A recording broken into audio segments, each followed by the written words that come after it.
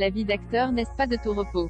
Dans les années 2000, Christian Bale se faisait un nom à Hollywood en incarnant Patrick Bateman dans American Psycho, jusqu'à de se glisser en 2005, et ce pour 3 films, dans la peau du héros de DC Comics, Batman. Le début de rôle physique pour le comédien, qui va par la suite enchaîner les prises et les pertes de poids pour coller au mieux à l'allure de ses personnages, comme pour Fighter, pour les besoins duquel il a perdu 20 kilos, avant d'en reprendre 18 pour American Bluff.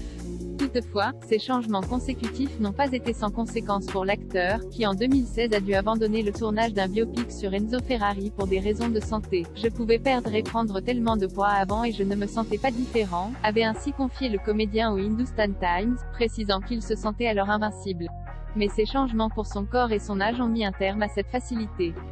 J'ai eu une série d'accidents de moto, commotion cérébrale. J'ai tellement de métal dans mon corps qui me maintient ensemble, avait-il précisé. En effet, il se trouve que Christian Bale pourrait être qualifié d'acteur casse-cou, et pas forcément en tournage. De quels accidents Christian Bale a-t-il été victime? En 2015, il avait ainsi été victime d'un accident de moto chez lui, se déchirant le ligament croisé antérieur, tandis qu'en 2012, un autre accident de moto avait abîmé les nerfs de l'une de ses bras, le rendant quasiment hors d'usage pendant plusieurs mois. Et si après ça on le croyait calmé, il n'est rien. En 2017, Christian Bale apparaissait de nouveau méconnaissable pour un rôle, avec une prise de poids due à des repas composés de beaucoup de tartes selon son entourage. Un poids aussitôt pris, aussitôt perdu, lui qui s'était retrouvé à devoir perdre 28 kilos pour The Machinist, sorti en 2004, allant jusqu'à peser 55 kilos au moment du tournage. Loading Widget.